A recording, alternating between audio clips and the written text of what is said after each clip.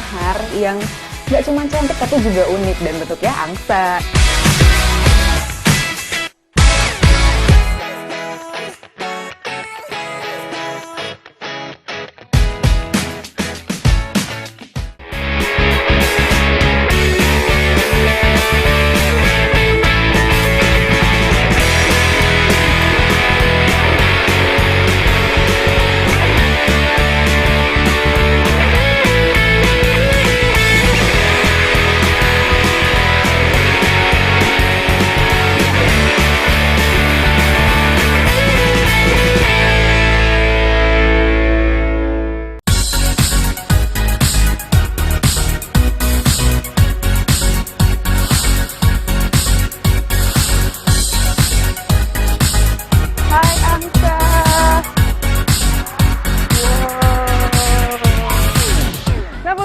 Selamat pagi, dapat salam nih dari unggas-unggas cantik ini. Nah, Dulu sekarang hari ini akan membahas serba-serbi angsa.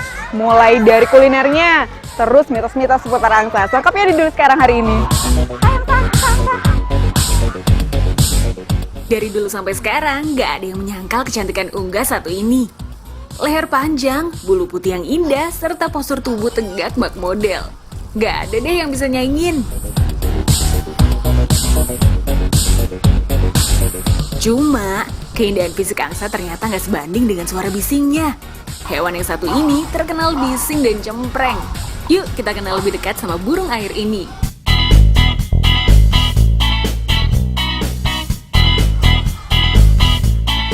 Angsa termasuk ke dalam genus Cygnus yang suka hidup berkelompok. Makanya kita tidak akan pernah menemukan angsa gaul sendirian. Untuk membedakan jantan atau betina, cukup perhatikan saja lehernya. Leher angsa jantan jauh lebih panjang daripada angsa betina. Halo Mas. Halo. Mas, ini udah waktu makannya, nyemilnya angsa ya? Iya, ini waktu. Cemilannya apa sih, Mas?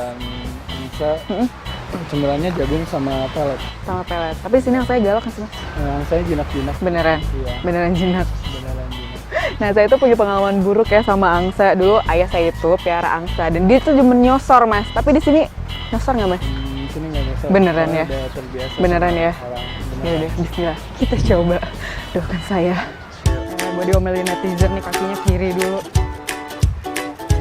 Oke, di mana nih Mas? Ini saya boleh pegang ya. Ini mana? Taruhnya di sini aja ya. Saya deg-degan.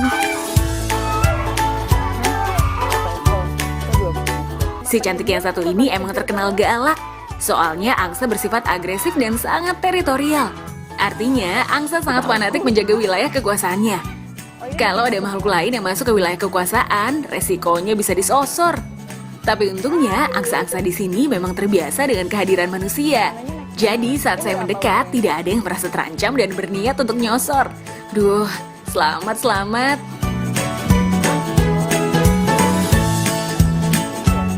Pada dasarnya, hewan-hewan cantik ini emang super friendly kok.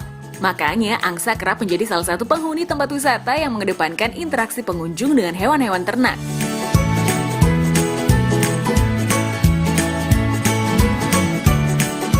Selain angsa, ada juga kawanan kelinci dan marmut yang super gemesin ini.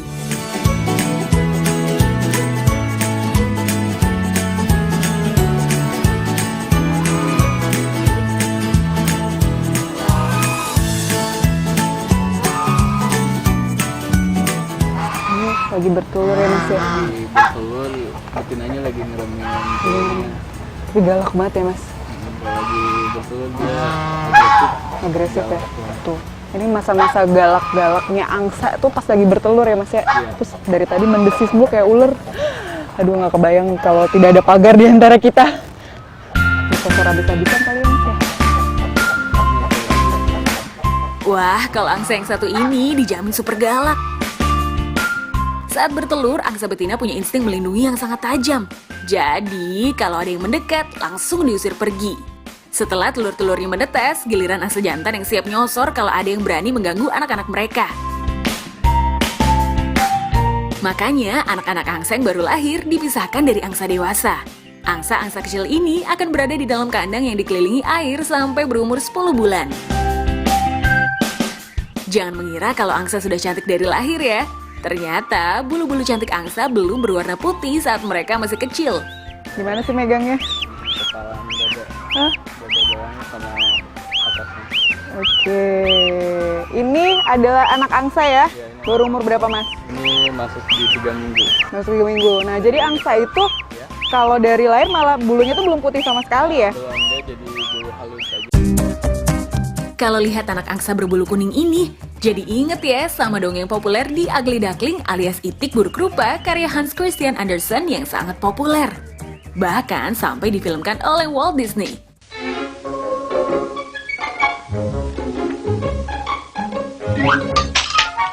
Dongeng ini mengisahkan sosok angsa yang tumbuh di kawanan bebek.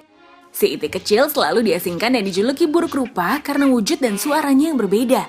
Sampai pada akhirnya, si Itik buruk rupa bertemu induknya dan menyadari bahwa dia adalah seekor angsa yang cantik dan bisa terbang.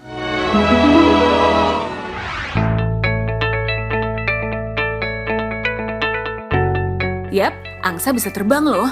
Di alam liar, angsa yang hidup di negara 4 musim bahkan sering melakukan perjalanan panjang alias migrasi untuk menghindari musim dingin. Mereka bisa terbang hingga jarak ribuan kilometer di ketinggian 7.000 meter yang minim oksigen. Wah, hebat ya!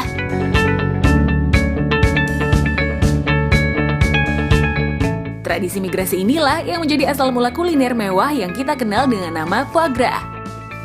Proses migrasi membuat angsa makan lebih banyak sehingga hatinya membesar 3 kali lipat dari ukuran normal dan ini membuat rasanya jadi sangat lembut dan gurih.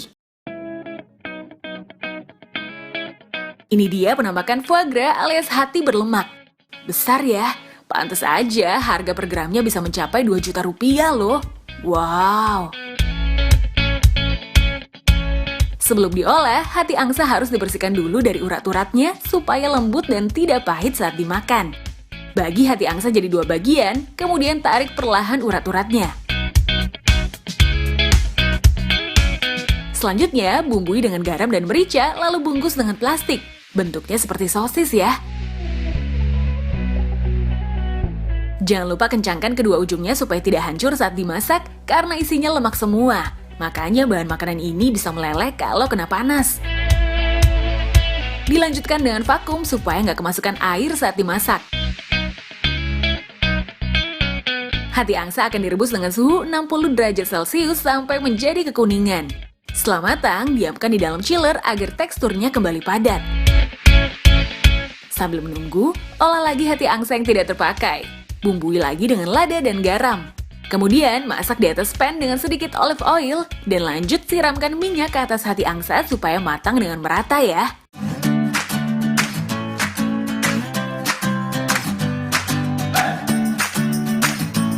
Nah, masakan kegemaran raja-raja Prancis ini akan disajikan bersama roti Prancis yang dibentuk bulat dan sengaja dimasak bersama minyak hasil penggorengan hati angsa tadi. Hati angsa akan disajikan bersama paprika dan irisan selada. Yang unik, hati angsa disajikan bersama olesan cairan kopi espresso kental sebagai penetralisir. Eits, jangan lupa sama hati angsa yang disimpan di dalam chiller ya. Potong kecil-kecil, kemudian celup ke dalam remahan roti yang dicampur dengan parsley. Tambahkan irisan jamur truffle yang harganya sama mahalnya dengan hati angsa. Gak heran ya kalau makanan yang satu ini disebut-sebut sebagai salah satu mahakarya seni dari dunia kuliner.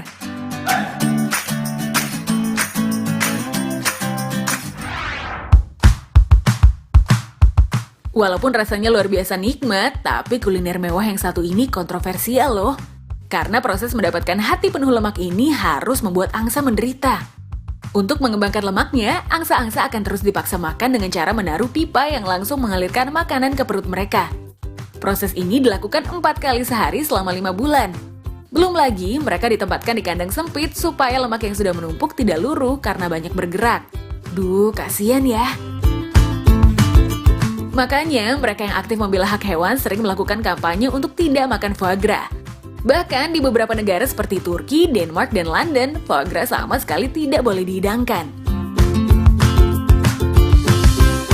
Sebenarnya, tradisi makan paksa bagi para angsa ini sudah dimulai sejak zaman Mesir kuno pada 2500 tahun sebelum Masehi. Sejak mereka menemukan kelezatan hati angsa yang berlemak, praktik makan paksa untuk unggas pun dimulai. Tradisi ini juga terukir di nisan Mereruka, seorang pejabat Mesir di kawasan Saqqara.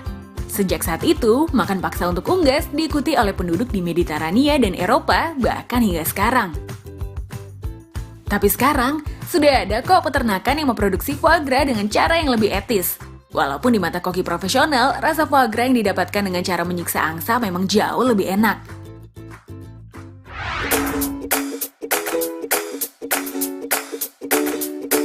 Nah, kalau makanan yang satu ini dijamin gak kontroversial nih.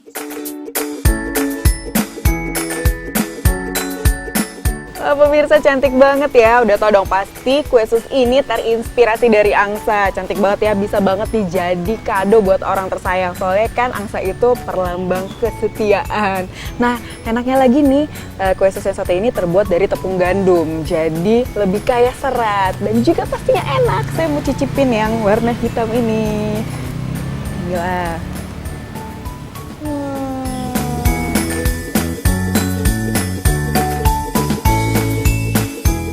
Buat yang lagi bingung milih hadiah untuk orang tersayang, boleh nih nyobain kue sus yang satu ini.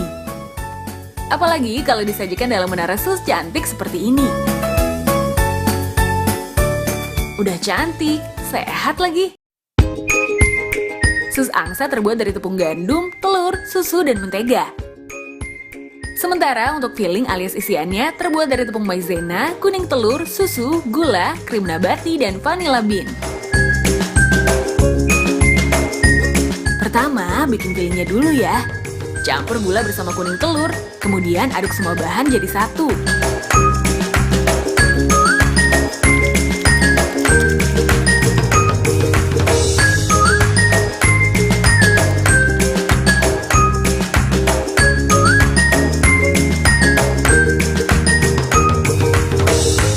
Lanjut masak hingga mengental.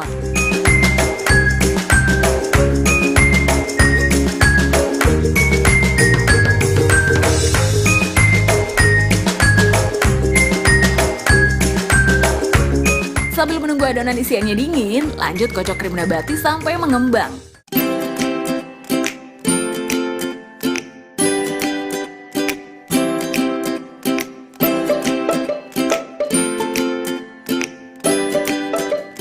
Setelah itu, baru deh dicampur bersama adonan isiannya.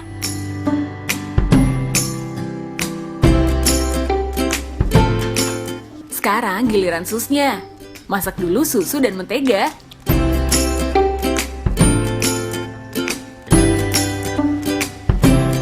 Masukkan tepung dan gandum.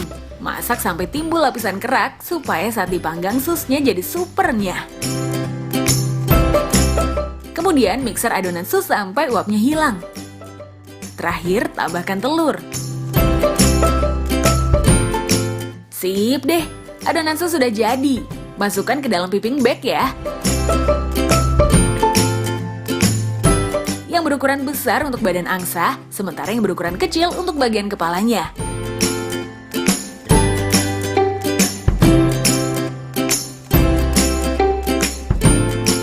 Panggang masing-masing bagian sampai matang.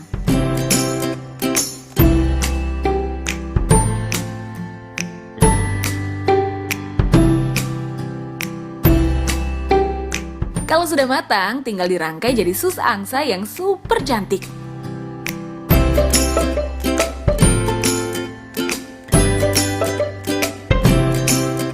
Ada lagi nih, kue sus yang terinspirasi dari si cantik Black Swan asal Australia. Adonan yang dipakai sama kok, cuma ada tambahan bubuk arang bambu untuk pewarna hitamnya.